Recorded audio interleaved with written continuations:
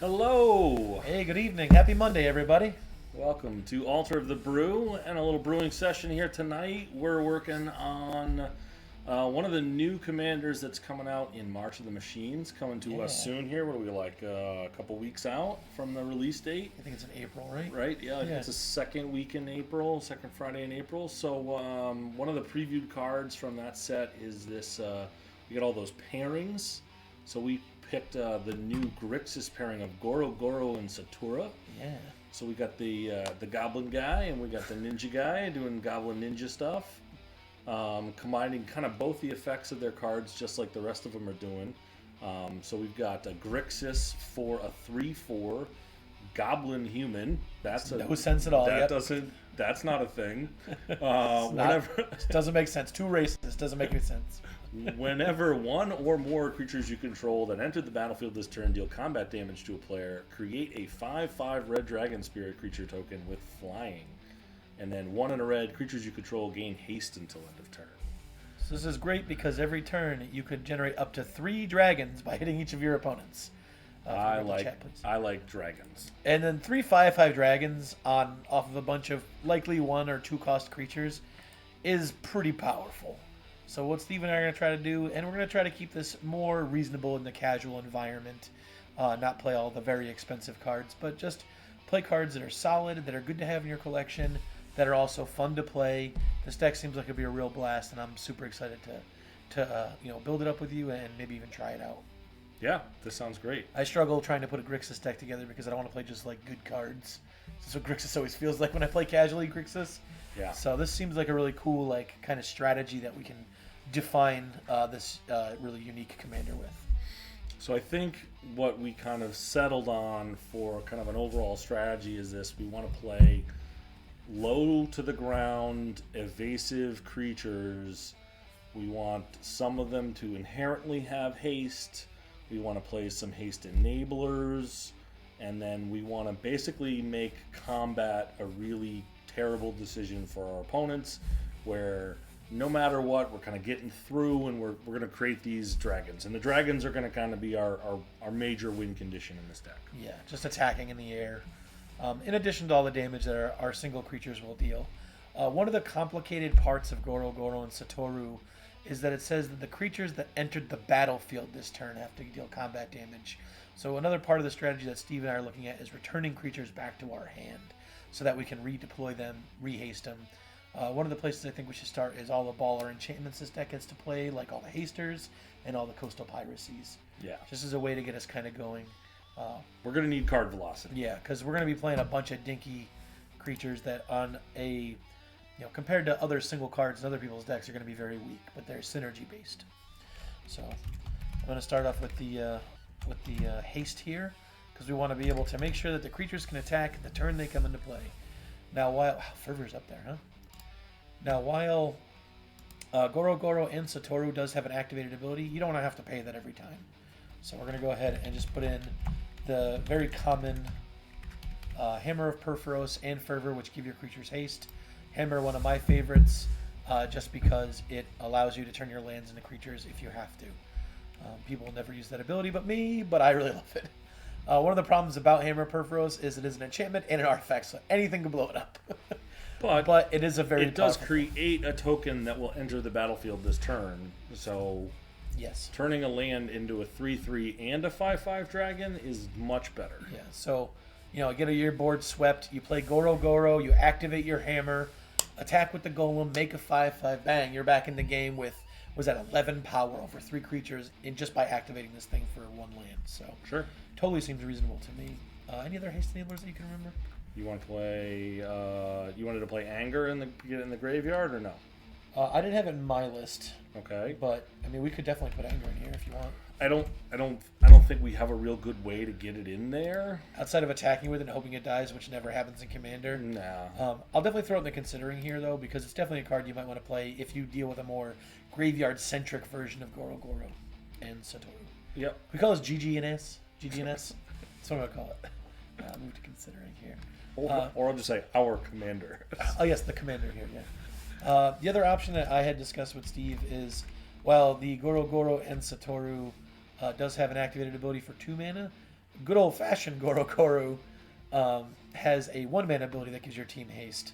So it's definitely a good consideration. I don't want to have to pay mana every turn. But, I mean, if I'm playing a 1-drop creature, playing an extra red to give all my 1-drops I played this turn haste isn't all that bad.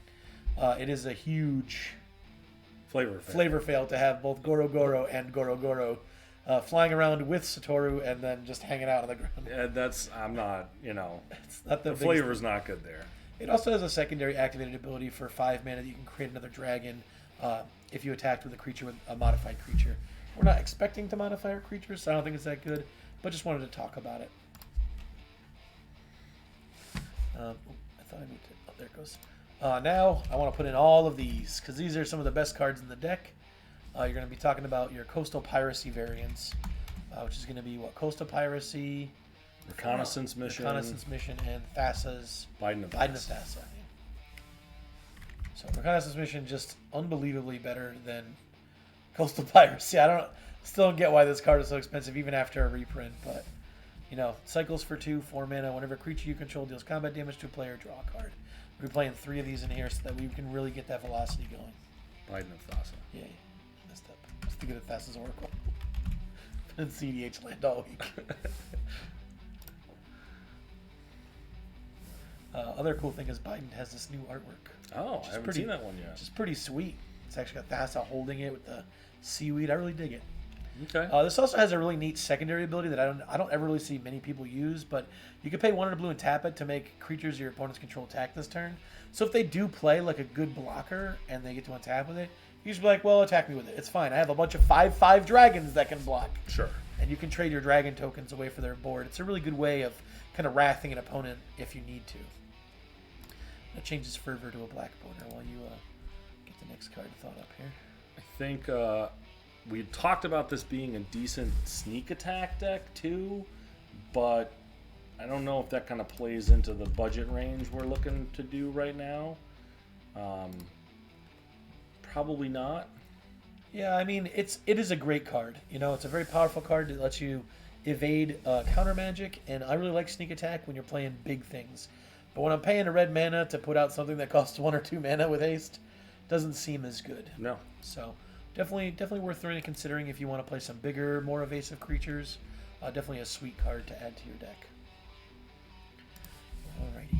So we got the Coastal Piracy variants. Oh, sorry. Do we want to talk more crazy enchantments we were talking about before we get into some of our creatures? Sure, yeah. The creature package is going to be pretty big here, so... Yeah. Let's go ahead and throw out the good stuff. I wanted to ask, do you like Painful Truths in a deck like this? It's a fairly budget card, pay 3, draw 3. It seems really good to me. That's fine. I like to have 1 or 2 in a deck where you can kind of have like a hard card draw when you need it early in the game. Sure. It is a sorcery, costs 3 mana, draw X cards and lose X life or X number of colors spent to cast it. So with this deck, you can max out at 3. There might be a way to make a treasure in here somewhere. You never know. Well, it still can only pay 3 for it. So either way, you're only getting 3. Unless somebody has a Thalia out there, which I have once drawn 4 off Painful Truths before because of Thalia. And it was in a casual game. But it is a really cool way to do it. What else we got here? I think we talked about one of the cool ones we found for making difficult blocking decisions was this uncommon called Cunning Evasion, which I've never played before. Yeah. I don't know if I've ever seen it before, but 1 and a blue for an enchantment that says whenever a creature you control becomes blocked, you may return it to its owner's hand. So just the ability to kind of make an attack at somebody, and worst case, you're like, oh, I'm gonna bring this 1-drop back to my hand for next turn, and I'm gonna have it enter the battlefield and attack you again next turn. It seems like a really tough decision maker. Yeah, I think it's great. We're playing evasive creatures, and we don't really want to lose them because they cost such a low amount of mana. So this is a great card that kind of puts your opponent in the squeeze of do they block it or not. I think another one that I had, whereas if we're kind of like using these creatures in a way that we're kind of throwing them in and throwing them into combat and getting them back and putting them in our hand and kind of churning them, would be Oversold Cemetery, which is another real budget way to get stuff back. That's just 1 and a black for an enchantment that says at the beginning of your upkeep, if you have 4 or more creature cards in your graveyard, you may return target creature card from your graveyard to your hand.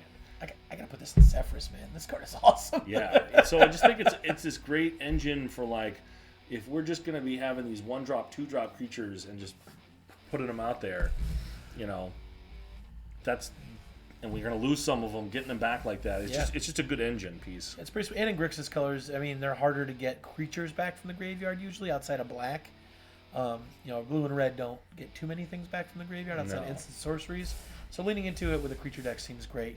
John, welcome. Glad to have you again here. I do want to tell you that there will be some ninjas, but probably not Ninja Tribal, since there are so many great commanders for Ninja Tribal, and we really wanted to try this in a different way. Yeah. Again, ninjas are still really cool, and there's going to be a few, I think, in our ultimate list. Yep. But right now, just, we'll stick with it. Hey, is that John? Is that his name? Yeah, what's up, John? Welcome. A couple Johns in the chat. You got knowledge in the house. Knowledge. That's right. And then also part of the thing, John, about the ninjas is they return the creature to your hand. And we can't stress enough how important it is that the creatures have to enter and then deal damage to make the dragons. Right. So bouncing creatures back to your hand is a really important aspect of this deck. Additionally, helps protect you against Wrath. I'm thinking maybe this deck might even need a Blasphemous Act, because sometimes you just need to clear the board. I mean, it would stink to lose your dragon tokens, but you'll be able to save your creatures that get blocked and stuff like that. Well, what if you just play Crux of Fate as your Wrath? Crux of Fate seems reasonable. Yes, I love it. Let's do that. Crux of Fatter. Fatra. Oh, look at that. Nice cheap price. 5 mana sorcery, destroy all dragons or destroy all non-dragons.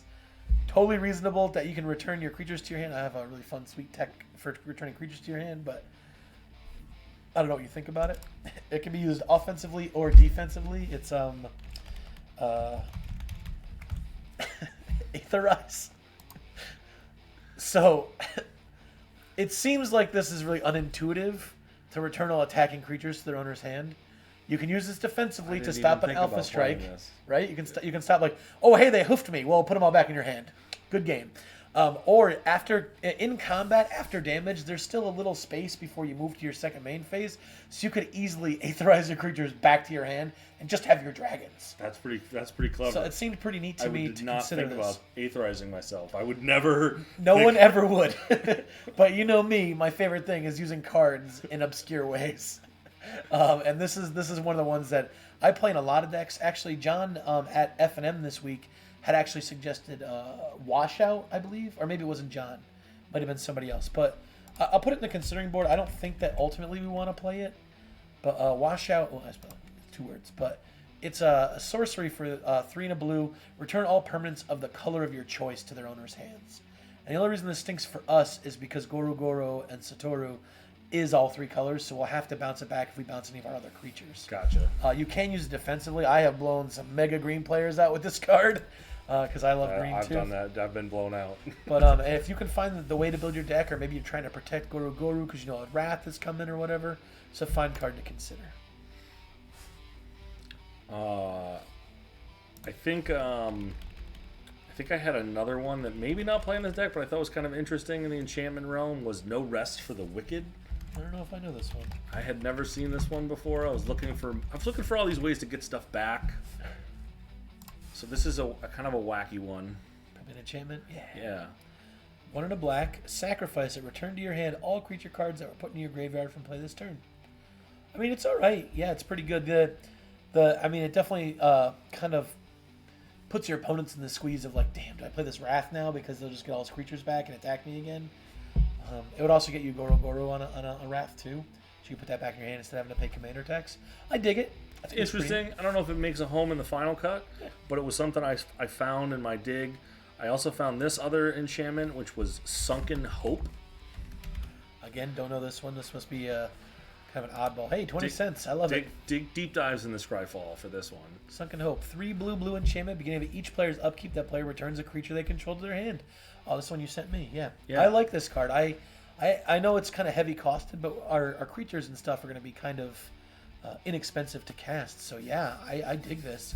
Especially if your opponent is on Voltron or something. This is terrible for them. Yeah. But also you just kind of slow your opponents down because they got to bounce a creature. So yeah, I dig it. I think it's a sweet card. This one, Steve had. The next one I'm going to show you guys is one that Steve had showed me this week, and I'm like, nah, I don't know. And then I read it, and I'm like, okay, this is amazing. It's called Eurobrask's Forge. It's from the new Phyrexia new set.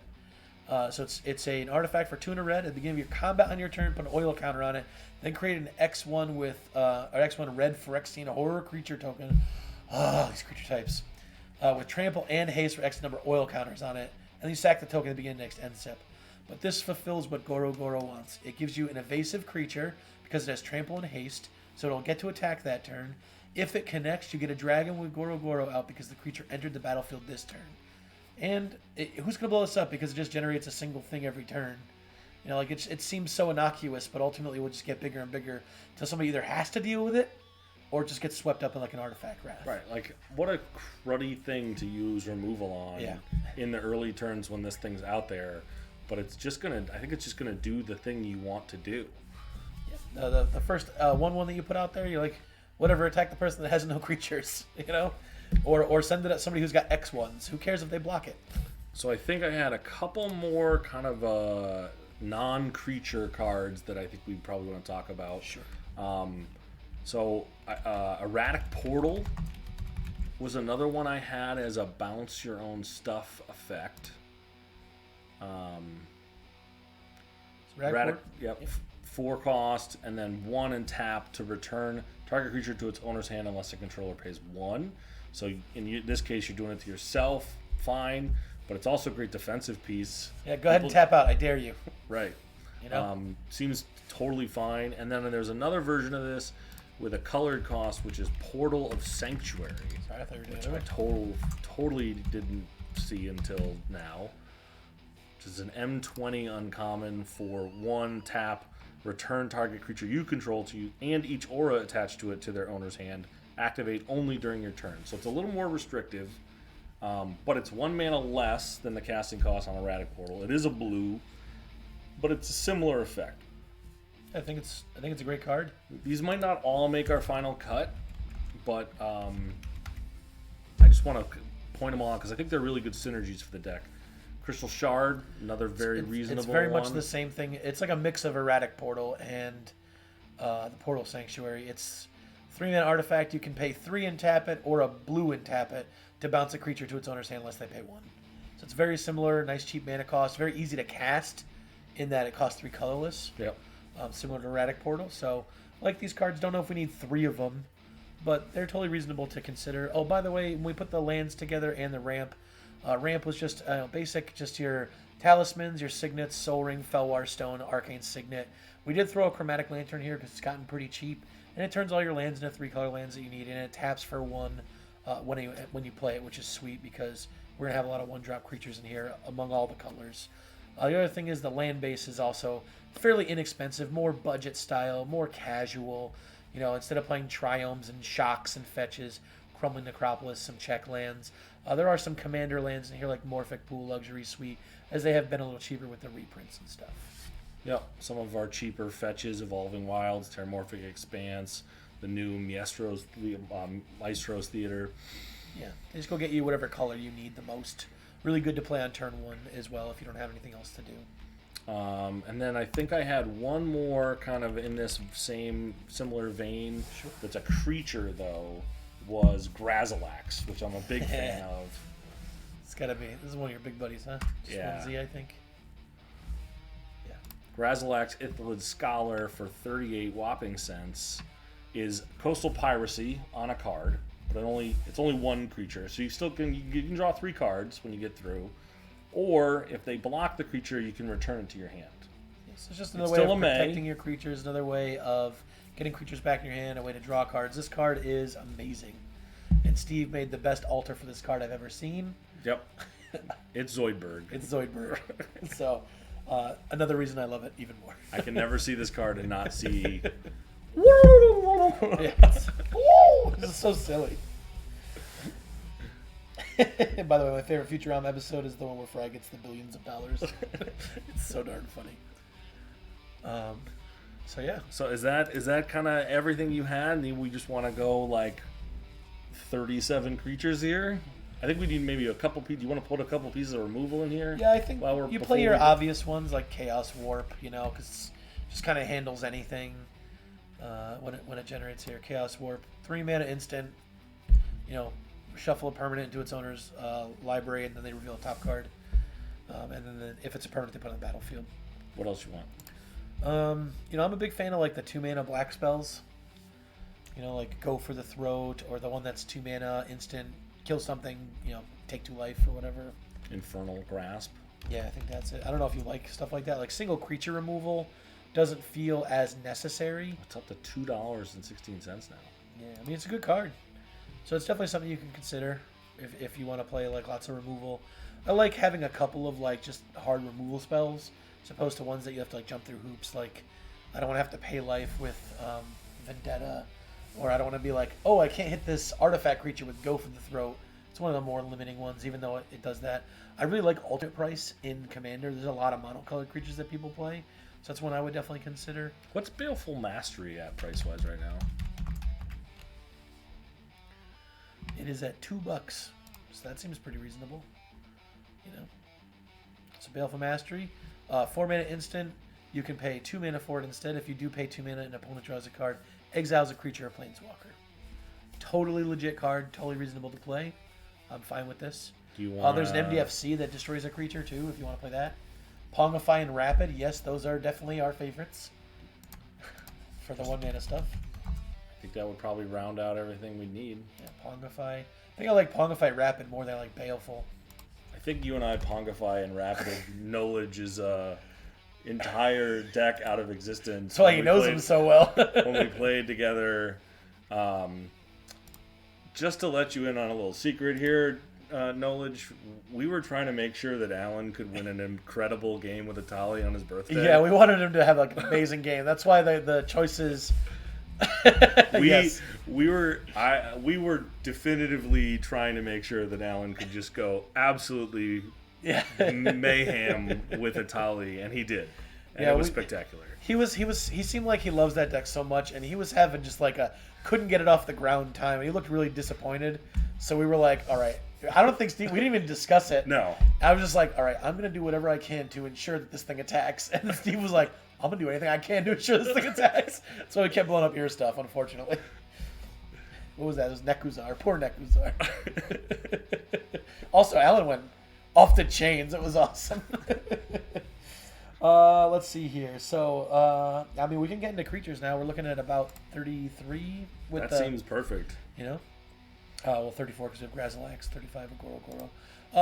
I just wanted to add one more here. I'm still looking for some analogs to this, but I do think that you want something to be able to spend your mana on, because we shouldn't need to spend very much mana each turn. Okay. And the Warstorm Surge, while it's not my favorite card because it costs 6, it does say that when you connect with a creature and Goro-Goro is out, you're dealing 5 damage to anything. Yeah. And if you happen to hit all 3 opponents at once, you're dealing 15 damage. So it just seems like it's a really powerful payoff that your opponents can't really play around, because you can just cast the turn you're about to, hit all 3 opponents and just generate tons of value off of it. Also, it's just, a lot of these things are like the Coastal Piracy type cards and even the hasty cards tend to get a lot more removal. So Warstorm Surge comes down a little later. They might not have the removal for it. Excuse me. I say we get into the good stuff now. The stuff I've all been waiting for. All right, fire away. Give me your first big hit. My first big hit. You want a 1 mana or a 2 mana one? Just bring me start. Let's start low. Give me Start the 1 low. manas. I like Fairy Imposter. Oh, I had that one on my list too. Fairy Imposter is a 1 mana 2/1 flying fairy that I spelled incorrectly. Impostor. Impasta. As a 2/1 flying fairy, it says when it enters the battlefield, sack it unless you return another creature you control to your hand. So it's perfect for bouncing back a creature that had attacked at 1 mana at sorcery speed effectively. And it puts a 2/1 flyer out there, which is nothing. And then the other one that's very similar to this would be Shrieking Drake. Ooh, Shrieking Drake. This is a, did I spell it wrong? E-I? No. No, you got there. So 1 mana flyer, when it enters, return a creature you control to your hand. I don't know why you'd want to play this for 1 blue over and over outside of Chulain or Chalon or however everybody says it.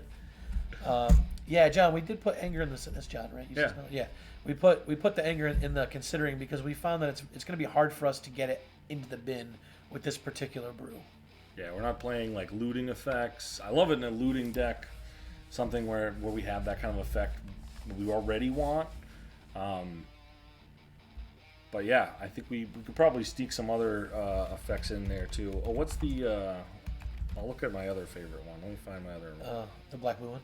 No. All right, we'll talk about that. No. Another haste one that you were talking about earlier, and I forgot about. The archetype. There's an archetype that gives haste. The red archetype gives trample, and the white one does first strike. Black does death touch. Green is we don't have green. And what's the other one? Blue gives flying. Yeah, I know. Of course, it gives trample and not haste, right? But the commander has haste on it.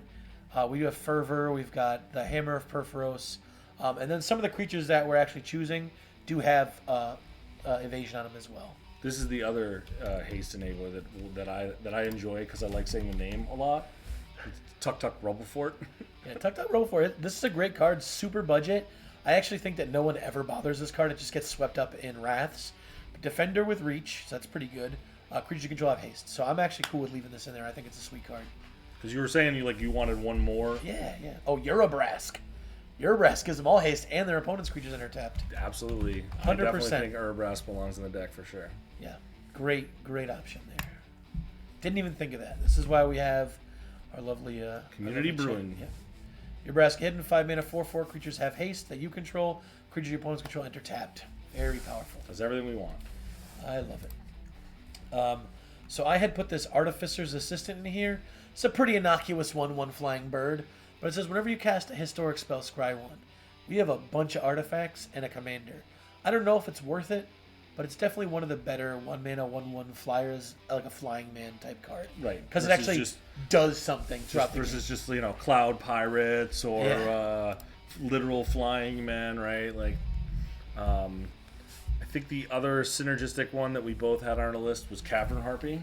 Yes, Cavern Harpy is very, very awesome. It's a black-blue for a 1/1 flyer, I want to say, or 2/2 flyer. You can pay a life. So when it enters the battlefield, you return a blue or black creature you control to your hand, which is great. Most of our attackers are going to be blue or black. And then you can pay a life to actually bounce Cavern Harpy back to your hand, too. This used to be a combo card with a Lurin, by the way. It's pretty good. Sweet card, though. I totally dig it. The other one you had like that was Quickling we both were looking at. Yeah, Quickling. This is a card that I've never seen anybody play ever in any format, even in Limited, when I played it. But this is a 2-mana 2/2 flyer with flash, and when it enters the battlefield, you sacrifice it unless you bounce another creature you control to your hand. So. Did you find this one, Zephyr Sentinel? I did not. I didn't get to the Z's. I seriously have like 80 creatures on here, and I was like mostly 1 and 2 drops. Let's check out this Zephyr Sentinel. It's almost the same card. Flash flying 2/1 for 2. When it enters the battlefield, return up to one other target creature you control to its owner's hand. If it was a soldier, put a 1/1 counter on this. I don't know. It's up to. Yeah. So you don't have to. So you don't actually have to bounce anything.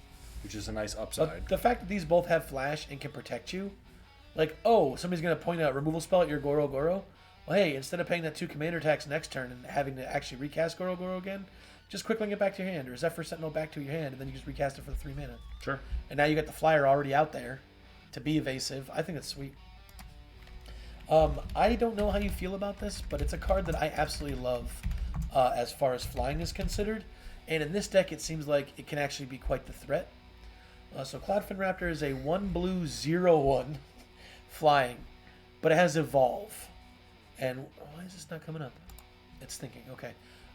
So Evolve is when a creature with greater power or toughness enters the battlefield in your control, it gets a 1/1 counter.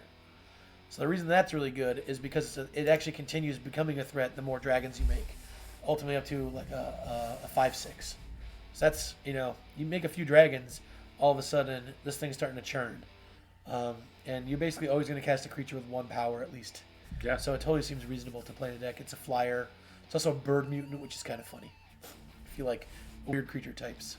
I also liked stuff that made us a evasive token every turn. So Loyal Apprentice was high on my list. This card is amazing. I'm sure that comedian MTG probably has played this card a few times.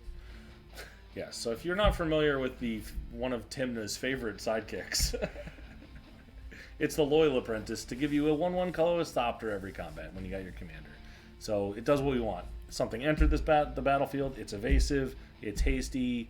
We're getting through. We're getting dragons. Also, one of the sneaky modes in this card that most people don't realize is that it naturally has haste on its own. Yeah. So you can save this card if you already have a good board state. And like if somebody wraths, you literally play Goro-Goro and then Loyal Apprentice, hit 2 different opponents. Actually, if you have enough mana, you can hit all 3 opponents. Because you can hit with Goro-Goro. I didn't even think about that. Oh, yeah. Goro-Goro can attack too. Sure. So you can literally hit all 3 opponents. What's that going to cost you? 1, 2, 3, 4, 5, 6, 7 mana. And then generate 3 dragons post Wrath. And that's just such an amazing way to rebuild your board with such a cheap creature. I think one of the ninjas that I wanted to play was the 1,000-Faced Shadow. 1,000-Faced Shadow. Let's take a look at this. What does it do? It's a 1 mana flying 1/1 that when it ninjutsus, if it enters the battlefield from your hand, if it's attacking, create a token that's a copy of another target attacking creature. Yeah, that's really cool. And it gives you something to do with your mana too. So we also get like this attacks, it has flying, it gets through, and then another thing it makes a copy of, and that gets through. Yeah, that's really, really good. So I dig that. Let's see here. I had Fairy Seer on my list, so 1/1 flyer that scries to and enters. I don't think it's good enough. What do you think about Ginger Brute? Do we like that enough? I always love me some Ginger Brew. I like Ginger Brute. I don't know why. It's just one of those cards that tickles me. So it's a 1 mana 1/1 artifact food golem, which I think is funny already. Or golem, depending on who you're talking to. It has haste naturally. You can pay 1 to make it unblockable except by creatures with haste. And you can pay 2 and sack it to just gain 3 life if you had to. I don't think I spelled it wrong. I was just thinking here. Looks like Moxfield's taking a little while right now, but that's okay. I don't have any hope. There you go. There we are. I found this card, and I don't know if you saw this one, was Ardaz, Cobbler of War. I did see this one. I didn't add it to my list for some reason. So let me review it here again and see why. It's a hasty creature, but it has no evasion, which is not good. I think that's probably why. But it does have any creature, once it's out, any creature that enters the battlefield under control gets +2/+0. Yeah. And and then it has the ability to create a goblin with haste as an activated ability. Yeah. So I feel like it kind of is a good role player in the deck. If anything, it's a great mana dump too. You know, like end step. Okay, I'll just make 2 goblins. Whatever. You know, I have 8 mana sitting around because I'm just drawing cards and playing one mana and 2 mana creatures. You know. Yeah. So it's totally reasonable that you could just dump like, oh, at the end step, I'll hold up my Chaos Warp, or my Infernal Grasp, or my Aetherize, and just be like, all right, I didn't have to use it. Make a 1/1. So I dig it. Yeah, it's a good card. This is probably not as good of a token maker. I had Daring Piracy. Did you find this one? I didn't even see this one. I don't know what this is. This is every turn at the beginning of your combat, you get a pirate with Menace and Haste. Oh, Menace and Haste, yeah. So it had some evasion. Menace isn't the best by any means. I'd rather have flying or something similar. If I refresh this, the deck won't move, right? No, just to try to get through I think the protocols are getting stuck here. Yeah, I'll grab it. Probably could have stood in to do a little refresh before we started this. I'm one of those terrible people who leaves my computer on all the time. Yeah, looks like Moxfield's just kind of going a little slower for us tonight. We appreciate everybody hanging with us, though.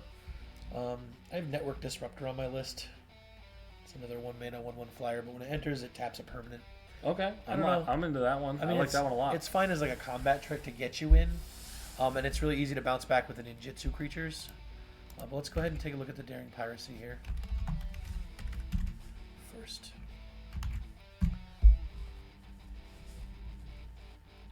How much was the Daring Piracy cost? 2 mana or 3 mana? It's a 3 mana enchantment. Gotcha. Beginning of your combat, make a 1/1 red pirate token. Yeah, I'd probably cut that at the end if we can get enough creatures that are effective.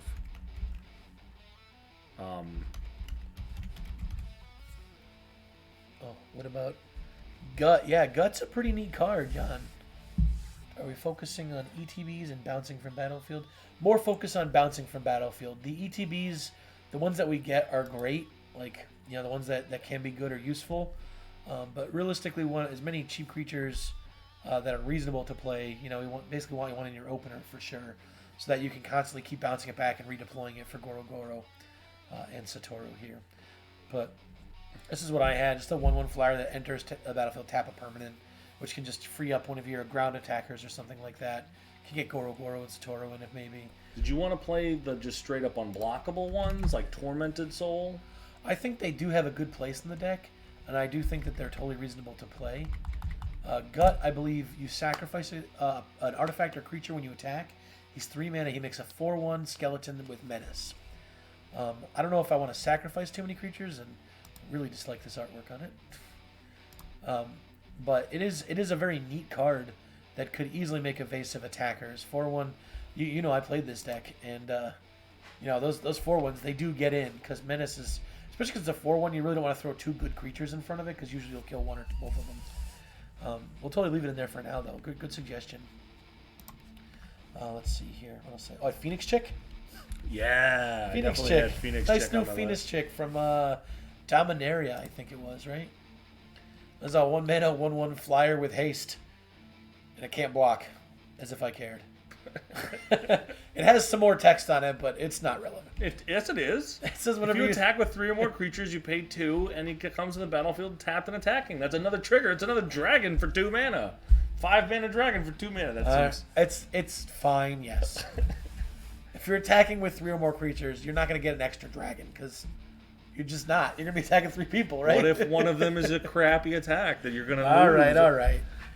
It is a neat card, though, and it's got a lot of text for an uncommon, which is another thing that I really enjoy. Knowledge said Jadar, which is the Decay Zombie Maker. Yeah, Jadar's sweet. Makes creatures every turn. I know this because I just put it in my Marnius Calgar deck. Yep. Because that's just Howling Mine in Marnius Calgar. Nice. Jadar, every turn, makes a 2/2 black zombie token with Decayed. Begin your end step if you don't control any Decayed creatures. So as long as you attack with every turn, you get the trigger off of it. Well, I want to mention a junky, crappy one that we're not going to keep in the deck, but I love it from my childhood. Hornet Cannon. Yes, Hornet Cannon is pretty junky, but it's got a great artwork if I remember correctly. This is a fun one. This is a 4 mana artifact. You pay 3 and tap it to make a 1/1 artifact Hornet that has flying. That's a terrible rate. That's a pretty 7 mana for a 1/1 flyer that you have to destroy to sacrifice beginning next end step is pretty diesel. It's terrible. I Goodbye. don't even think that goes to the considering board. Just remove it. Let's remove But it. I love that card. But from it my is great childhood. because it is a cannon shooting like a metallized hornet, Yes. which is spectacular. Here's one that's a lower cost that I saw that I didn't put in, and I don't know what you think about this because it's not I got a good one. it's here I not like. cheap. How about Rite of the Raging Storm? Don't know this one. Sounds familiar though. 38 cents, pretty cheap. What's the mana cost? This thing like 9? 5. Oh, 5's not bad. 5 mana. Creature's name. Oh my god, I remember this card now. Creature's name Lightning Ranger can attack you or a planeswalker you control. At the beginning of each player's upkeep, they get a 5/1 red elemental creature token named Lightning Ranger with trample and haste. And at the beginning of the end step, sacrifice this creature. I'm not big on giving my opponent stuff, but this is pretty hilarious. And it also helps with our game plan of dealing damage to our opponents. So if somebody hands you a free 5/1 that you have to sacrifice the end of turn that you can't attack me with, you might attack my opponent. I'm totally into it. I dig it. I don't know if it's... If we need to cut, we need to cut it. No big deal. It's still fun. Still great. This one, I think, I don't know if you've checked this one out, but this one was sneaky good for our deck. Ooh, the Reinforced Ronin. Reinforced Ronin. I did see 11 that. cents for a 1 mana 2/2 artifact creature with haste. Where'd he go? I lost R, it. down. Yep. At the beginning of your end step, return it back to your hand. And then if it sucks, you could just like cycle it for 1 in a red to draw a card. Sure. Seems like the perfect card. Oh, hey, you know that Oversold Cemetery's got one really good creature in there? And there's 3 creatures. You really need that 4th one? Just cycle them. Yeah, Whatever. sure. And it's a haster that comes down. Nobody's going to expect that. It's not evasive. I looked at some of the your kind of the goblin cards that make a goblin every turn, but I don't know if I want to play them. Things like Legion War Boss or Rabble Master. Or So I want to talk about why I would not play Rabble Master specifically. Rabble Master requires all goblins to attack every turn, Ooh, which is yeah. our commander as well. So I don't think that is a good choice for us. Right. Same thing with Goblin Assault. Same. Yeah, sort of same thing. concept. I don't think we want to put Goro-Goro to the hazard if we can help it. Sure. However, I understand why Legion Warboss would be a good add. I just don't think that those creatures are just 1/1s. They don't get in too often, and then it just dies a lot. It's just a 2/2 itself. But I do think they're neat cards if you're looking to kind of go more tokeny with this. What else? We talked about Tormented Soul. Oh yeah, Tormented Soul. There's a couple of these, like one black for a creature that can't block and can't be blocked. There's a Changeling that does it. Changeling Outcast. Yeah, so those are both totally reasonable, especially if we're gonna put in some ninjas and stuff. Changeling has 2 or has an E in it. Outcast. So these are just one black, can't block, can't be blocked creatures. Very easy to jam on turn 1 or turn 2 if you played a tap land or what have you. Steve and I talked about this Fireball on a Stick. Shivan Devastator. I had this in my my Ganax deck, but I actually took it out. I didn't like it very much because it's not a very good big dragon, but it's a really good small dragon. Right. So Shivan Devastator for 2 mana, you get a 1/1 flying haster. You know, add more mana into it if you got a bunch to dump into it. Make it huge. You know. So totally reasonable. We did that one. You got Changeling Outcast. I don't know how you feel about that. I'm fine with. I'm always a Signal Pest fan. Yeah. So the downside of Signal Pest in this deck is that we are returning a lot of creatures to our hand, and it's not the kind of creature you want to return to your hand. It has Battle Cry, so it has to attack. But we can give it haste though. It's so easy to give it haste. It's a totally reasonable card to play in this deck. What am I thinking? We're almost to $100. Let's see here. Square one. Oh, I have this one. I don't know what you think about it. It is a pirate with 2 other creature types on it. Siren Stormtamer. Yeah, so it's a one blue, 1/1 flyer, but you can pay a blue and sack it to counter a spell or ability that targets you or a creature you control. So basically, you just hold your opponent's hostage because nobody wants to. As long as you have that 1 blue up, you just nobody's gonna want to point the removal spell at your thing because they know it's just gonna get fizzled. You want the other good one, which is Spectral Sailor. Oh yeah, I love mana dumps on cheap things. Oh, it's so good. Spectral Sailor, 1 mana, 1/1 flyer with flash, I believe, and it has a 4 mana activation to draw a card. 3 and a blue, I think.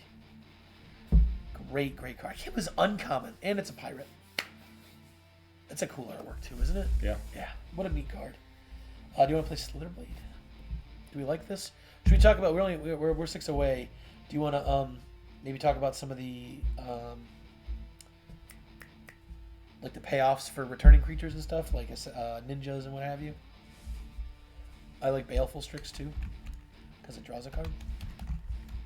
I think this is going to be one we're going to add a bunch of stuff and then have to pull some stuff back. Yeah, we're moving pretty quick though tonight, so we'll probably give us most time to cut.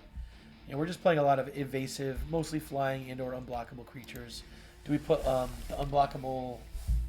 Can't remember its name. So we have Dimir Infiltrator, which I like as a cheap, tutor / an evasive creature for 2 mana. Yeah, we're gonna have a lot of cuts. Dimir Infiltrator is just a 1/3 that can't be blocked, but has transmute for 3 to go get a 2-drop out of your deck. What 2 drops would be reasonable? You can get a removal spell, you can get a ramp spell, you can get Cunning Evasion, you can get No Rest for the Wicked, Oversold Cemetery, any one of the other creatures that's bounceable or gives you some kind of value. So it might be reasonable. I don't know. But having something with good utility like that seems reasonable to me. We can easily cut that though if we don't think it's that good. I don't know that we want to get all the way up there, but I think I would have to mention Locust God. I mean, Locust God is... I think that's when you do the big version of the deck, and you're drawing a ton of cards. But yeah, this is a sweet card. 6 mana God for 4 and an is it. I think he's a 5/5 or a 4/4. I want to say he's a 5/5? 4/4, darn. Flying, when you draw a card, make a 1/1 blue and red insect token with flying. And then you can pay 4 mana, draw and discard a card. And when it dies, you return to your hand and begin the next end step. It's a pretty potent card. It's very, very strong. This is a solid commander that I've played against several times too. And it's down to $3.55 now. I have Essior in my list.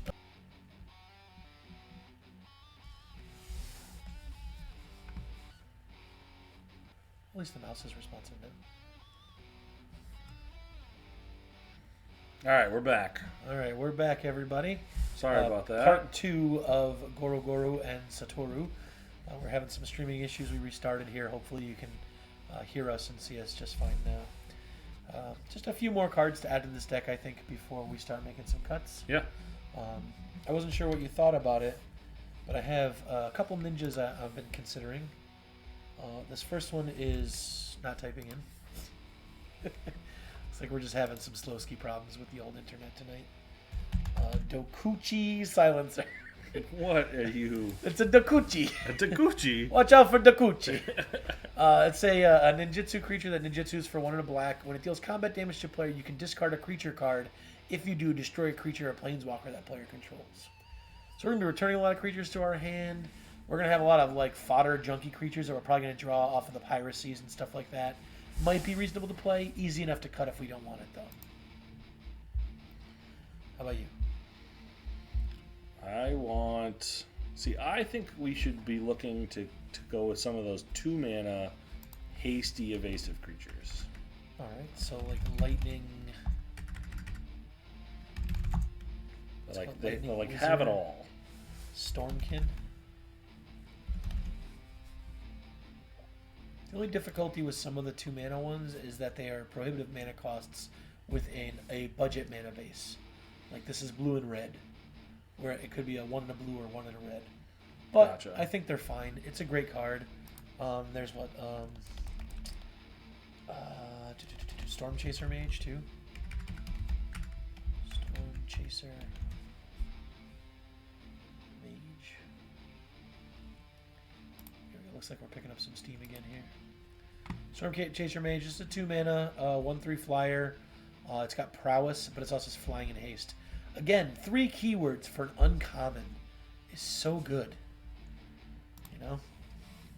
And then I had Sprite Dragon on my list, but Steve and I were talking during the little break that we had there that while I do love Sprite Dragon and I think it's a very powerful card, it's definitely not one of the ones you're going to return back to your hand because it gets counters on it. But it might be worth just keeping in the deck or putting out, you know what I mean? What do you think about this one? So 1/1 flying haste for 2, and this is when you cast a non-creature spell, put a counter on it. I don't know. Yeah, I'm not sure. Yeah. Probably cuttable if we need to cut, but totally reasonable if we wanted to play it. Let's see here. So I also had, what else do we have here?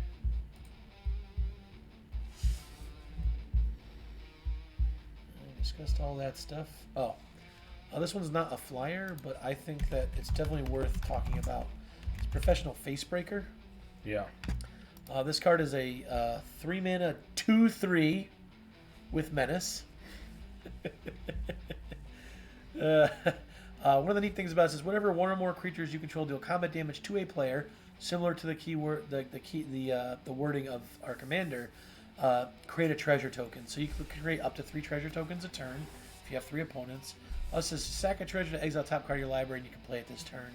Just great utility, mana ramps. Good way to really abuse the coastal piracy effects that we have, because you're going to be able to make some treasures to be able to redeploy the cards you draw, especially a lot of 1 and 2 drop creatures. I like the one you showed me, the Gurmag Swiftwing. You like this one? I do. 2-mana, 1 in a black, flying, first strike, haste. I think that's a good casting cost. It's not color intensive, and it's evasive and hasty. I think I'd want that. Alrighty. Also during the break, Steve and I were discussing like Greaves and Boots for this deck. And while Lightning Greaves is not what I would consider to be a budget card, even though it's been printed 4 gajillion times, it's just it's like the Brainstorm of Commander, one of the Brainstorms of Commander, you know? Yeah. The fact that you can just equip it for 0 to give a creature haste lets you protect anything, your commander and stuff like that. Same with Swiftfoot Boots, cost 1 to equip. It's just so powerful in this particular strategy where haste is important, but also protecting your key commander is important. I also like this other one you had, which was Impetuous Sun Chaser.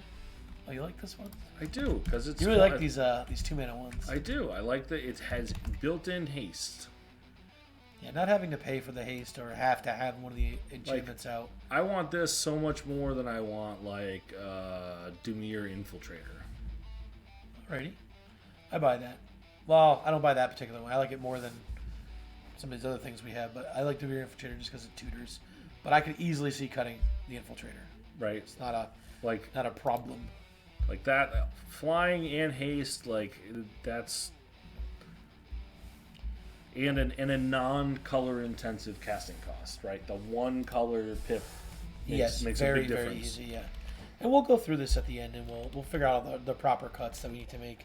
I'm going to start talking about some of the... we got a lot of evasive creatures here.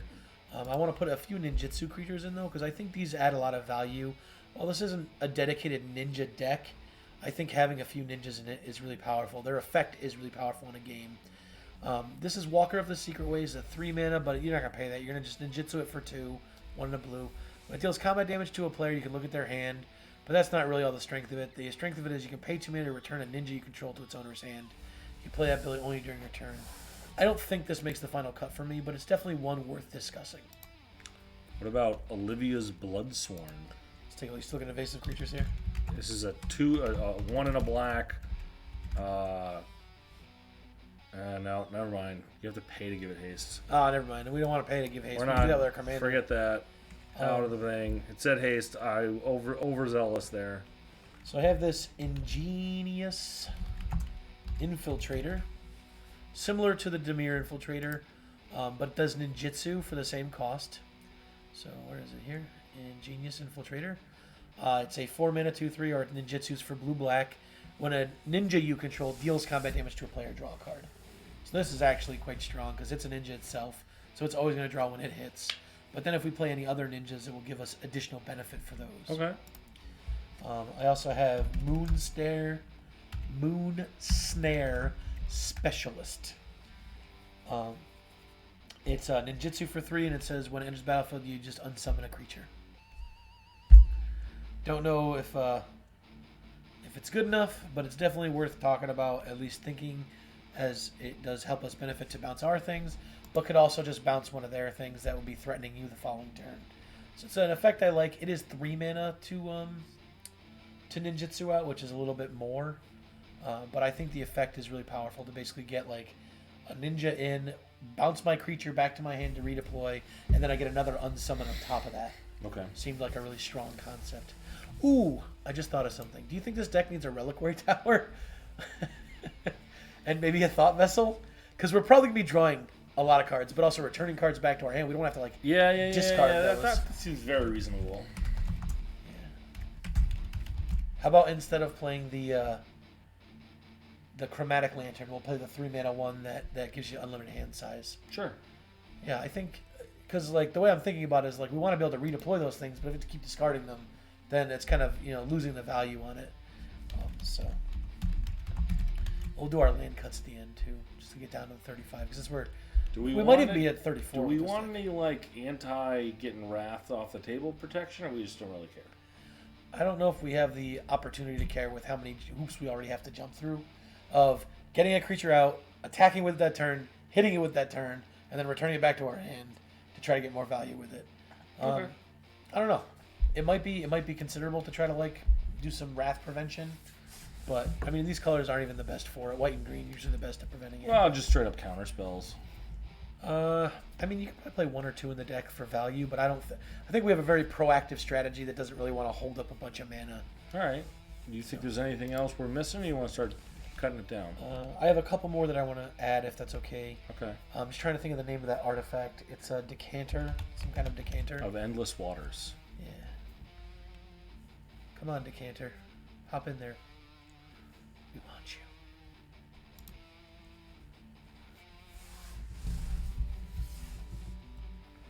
Also want to mention that if the stream goes down again, we're probably not going to finish up tonight. We'll probably just close it down and then you can check the deck list later. It's just straight up frozen now.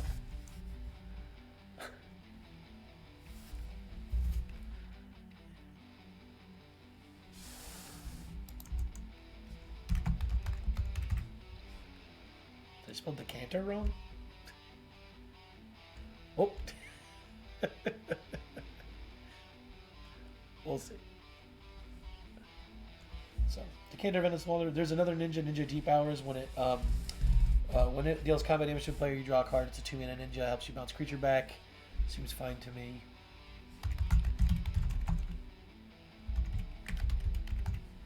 Let's see if this gets to me now. There it is. 25 cents. That's way cheaper than Chromatic Lantern. Considering. Just so you know, I don't think Chromatic Lantern is all that necessary in this deck. It's helpful, don't get me wrong, but cards like this just seem like they do more work in the deck. Not this goofy D&D book one, though. Doesn't play the same. It's all our nice. internet troubles, and you need to worry about the art. I really dislike these D&D page arts. They bother me. They stick out like sore thumbs. They don't look that good in my hand. They're cool cards, don't get me wrong. Yeah, I'm an idiot. All right, anything else? Yeah, like I said, just have a couple last ninjas here, then we'll do their cuts. 115 cards already. That's all right. We got a lot of things to cut. Oh, darn. Ninja of the Deep Hours. I'm at my last 2 ninjas here, and then I have 2 other cards we could talk about if you wanted. Come on, Moxfield, you can do it. Ooh, there you are. Ninja of the Deep Hours. So 4-mana ninja, 3 in a blue for a 2/2. Ninjutsus for 1 in a blue. Deals combat damage to a player, draw a card. The other one I'll put in here is, this is the one that people hate playing against. Just Fallen Shinobi. You ever played this card? Yeah. This card is Diesel in Cube, but even in Commander, you're going to hit some baller stuff with it. It does ninjutsu for 4, but when it deals combat damage to a player, that player exiles top 2 cards of the library, and until turn you can play one of those cards without paying their mana costs. And it does say play, so I'm pretty sure you can get lands off of it. And then I had Higure. Ever seen Higure? Oh, we can't play Higure. Never mind. It's a very expensive card. But we'll throw it in the. I already just mentioned it, so go ahead. Higure the still win. $10. This one says 13 on my list here. But Higure is a ninjutsu for 4, 2 blue. When it deals combat damage to a player, you search your library for a ninja. Reveal it, put it in your hand. If you do, shuffle your library, and then you can pay 2 to make a ninja unblockable this turn. Very, very, very strong card. Although I'm okay cutting it, even though it's very, very strong. I have Furball Flutist. I don't think we need to put that one in here.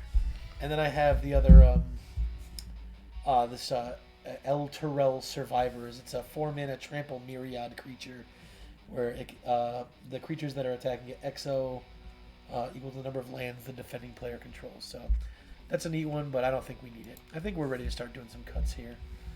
Starting with the single land, maybe. Let's check out our colors here. So mostly blue, very little black, and some red. And so go ahead and I don't really want to cut a swamp though, because we have the 2 Tanktons in here. Okay. What are we thinking here? You're much more of a mana-based person than I am. Yeah, I am. What's the low color? Mountain? Is the low color? Well, we haven't made our cuts yet. Oh yeah. Good point. Sorry. Yeah. Because that could change our color balance. I got all flummoxed by the stream. So easy cuts. First ones that you see, or you think that pull right out? I think Jadar, although making a token, it does not have any evasion. Good point. Yeah, So the token doesn't have evasion. He doesn't have evasion. So it's a little bit more challenging to play in the deck. Yeah. Although I do like the token creation every turn. Yeah, that's sweet. Let's see here.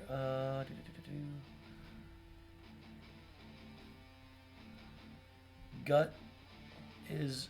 I mean, it's good because it makes things, but I don't know if I want to sacrifice my creatures or artifacts. Yeah, we don't really. Like if we had treasures to dump, that'd be fine. But we only have a couple things or one thing that makes treasures. Sure. Sorry, John. We do really like these cards.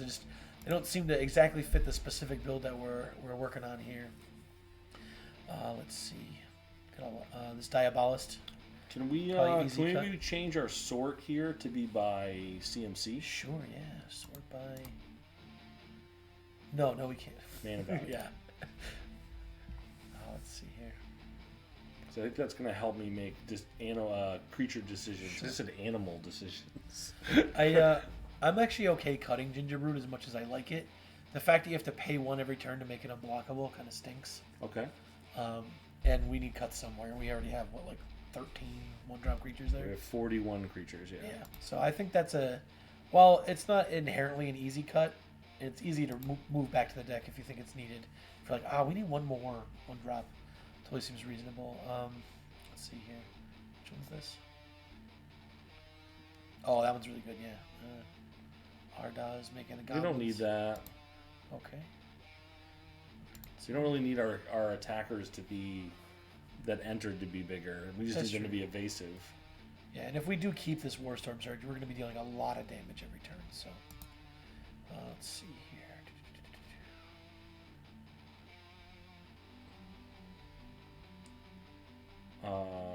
Those are all. The Diabolus does seem kind of weak. Yeah, that's definitely not necessary. So move that to considering. I think the Locust God might be too much of a top end. I think it's like if we were going heavy into drawing stuff, like this is a win more. Like if we have a piracy effect out and we have creatures attacking and making dragons, like do we really need Locust God too?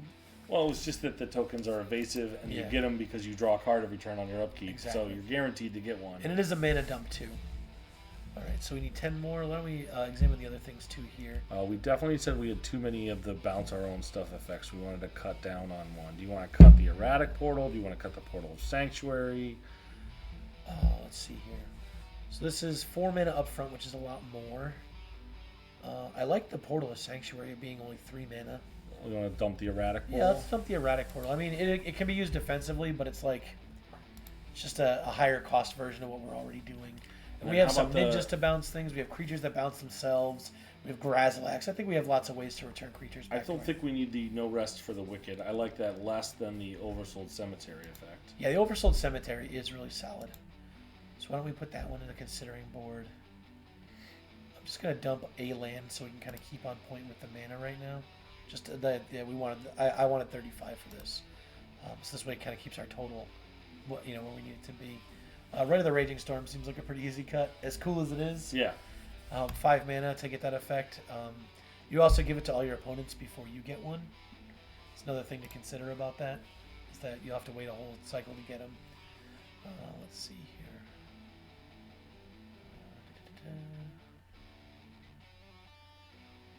These all seem pretty sweet. Okay. I mean, we probably don't need the Painful Truths as much as I like having a hard draw. Like our creatures are going to be returning to our hand. We're going to be making free dragons. We're going to be, bouncing stuff and drawing cards off the piracy effects. So I think those are easy to cut. I think having a Wrath is good though, especially one that like blows out all the non-dragons. That's going to be really strong. We have a board of like 3 or 4 dragons out there. As far as removal, I mean the package is pretty reasonable here. This is anything. This is just a creature for 2. This is creatures for 1. I don't know. We could probably cut the Infernal Grasp if you really wanted. But we're at 105. We only need to cut 5. Oh yeah, we have a bunch of enchantments here too. We got plenty of extra stuff we may not need. The Daring Piracy doesn't seem good enough. Yeah, it doesn't seem like we need that. I do. Did I move them? Oh no, it just took a minute. I do love Cunning Evasion. I think this card's sweet. Fervor, yep. The Warstorm Surge isn't necessary, but it is a really good way to deal damage. Use our creatures as removal. Yeah. So, what about Dragon Tempest? Doesn't that do something similar? Like 2 mana? You get like. So we could get like that effect for not 6 mana. That would be great. And we can't play the dragon that does it because it's like $100. This is $4. Whenever a creature with flying enters the battlefield you control, it gains haste until end of turn. That's really good. Yeah. Whenever dragon enters the battlefield you control, deals X damage to our creature player X number of dragons you control. So I like that way more than Warstorm Surge, especially because it gives flying creatures haste. Yeah. Yeah. All right. Let's move that to considering. Yeah, that's sweet. Why didn't we think of that? Do you like the Sunken Hope enough to keep it in here at 5 mana? No. Yeah, me either. Really neat card though. I want to build a deck with that though for sure. So we're down to just 3 more cuts. I mean, well, you said you didn't like the Dimir Infiltrator very much, so I can totally pull. Well, no, there was another one like that, isn't there? Was there another 2 mana non-hasty evasive creature? Let's see here. We have in the 2s. We don't need Strix. Strix isn't hasty. That's an easy cut, so we can cut Strix. The reason I like it is it cycles. Like, yep. Draws a card when it enters. Cantripping is great. Especially if you're bouncing it back and recasting it. Like, it seemed reasonable, but we can easily pull that out. Let's see, that's a ninja.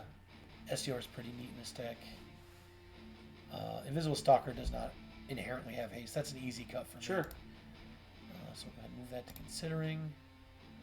And then we just need to cut, one more? Seems pretty good. What's the... I mean, with the Dragon Tempest coming in now, we could probably cut the Rebel Fort. Yeah, sure. Just because we have another way of gaining haste. This one doesn't attack, so... Yeah, there's 100. There's 100. There's 100. Let's balance out the mana, because we keep forgetting to do that for our buddy Colin. Let's see here. So, mostly blue, or half blue. And then, really low in the black. I thought the black would be a lot higher. Excuse me. So, probably up one island, down one swamp, probably. Okay. So, add one. We just don't want to be able to cast our commander and get all this stuff. Yeah. And then, I'm actually going to cut 2 swamps here. Remove one. Because there's a land in here that I'd like to... There's a land I think that we should play in this deck. And remove one. So I'm going to put in a... Excuse me for a second. Yep. There's somebody in my driveway. I'm going to put in a Sunken Hollow here. It's just a blue-black dual land that works with the buddies and stuff that we have in the deck. We'll change this to a modern frame so that it looks like all the rest of our lands here. Sorry, my voice is a little shot tonight, guys. All good? Somebody in my driveway, but they're going to my neighbor's house. Alrighty. So our mana looks good here. We have 11 ramp spells. Is a lot, but I think that gets us to our big stuff quicker. Also can help us cast our Goro-Goro. We need a lot of mana for this plan to go back and forth and back and forth. Yeah, we do. But I think that this is the list here. I think it looks good. We're at 100. The deck price at 114 seems pretty reasonable. Yeah. These aren't even the cheapest versions because I like specific artworks versus others. Yeah. We're looking at a 35 creature deck here with the commander. So 34 in the main, which is 1 in every 3 cards. You're looking at your lands is going to be 1 in every 3 cards. So opening hand, what you're looking for is like 2 to 3 mana. 2 creatures maybe, and like a payoff card. We can definitely. Oh, look at the curve on that too. It's beautiful. Wow. I would 100% keep this hand. Although that's with the Mirror Infiltrator, which I think we pulled out. No, we kept it. Oh, we did? Because you wanted to trade. Yeah. Pulled it. No. Definitely not. I would keep this. I love this hand. It's got something to do on mana. Turn 1, turn 2. Your commander on turn 3. Then you play Binding Thas on turn 4. This is an awesome hand, and the mana's not even that bad on it. Oh, I keep this. Soul Ring hands with a talisman. You're gonna be able to cast your commander on likely turn 2 if you draw a second land. Sure. But if not, then you're still deploying Greaves. You're still deploying Thought Vessel. Okay. Yeah, we'll get it out there on turn 3. It's hard to turn down those Command Tower Soul Ring talisman hands. It's all right. I wouldn't call it a great hand. It's got really good mana, though. Yeah. So, and it's got a 1 mana play. Another great hand here. Cast the Rakdos Signet on turn 2. Cast your commander the next turn after casting a turn 1 drop. I love decks where you just can cast everything all the time. Yeah, it's pretty sweet. We haven't actually had an opening hand with like one of the boom booms in it yet. Another fine hand. Turn 1, use your Evolving Wilds to go get an island, then you play your mountain, Felwar Stone, then you play Sunken Hollow, Decanter, Grease, Special. You do whatever you want. This hand's amazing. This is a poopy doops hand. Yep. No land, not enough lands. This is great. I am totally cool with this. It's a little underwhelming, but it's also like just get your mana online, get your commander out there. Don't forget that you can attack with your commander. It's pretty good like that. Yeah. You just pay 2 to give a haste and ding them. Yep. Another fine hand. The Tainted Isles even turned down by the swamp. Yeah, I think you got your red source here. Yeah, it works. This looks like it's going to be a really fun deck to. I actually think I'm going to put this one in paper and try it out. I can't wait to aetherize myself, teach people a lesson. Here's my ultimate dream. If I had enough mana, because you got a lot of mana rocks, I want to attack with a bunch of dingers, make a bunch of dragons, aetherize myself, and then cast Crux of Fate. Wishful thinking. It's only 9 mana. And then the next turn. And the next turn, redeploy, attack, piss everybody off. All right, everybody. Thanks for dealing with our technical issues. Maybe we can chop these videos together and get them up online in a different way that way. So thanks a lot, and we will see you next Monday. Thanks, guys. Thanks for joining us. Really hoping we get the paper cut and the sledgehammer people in the head with the stick. That's what it feels like, right? Right, exactly. Yeah.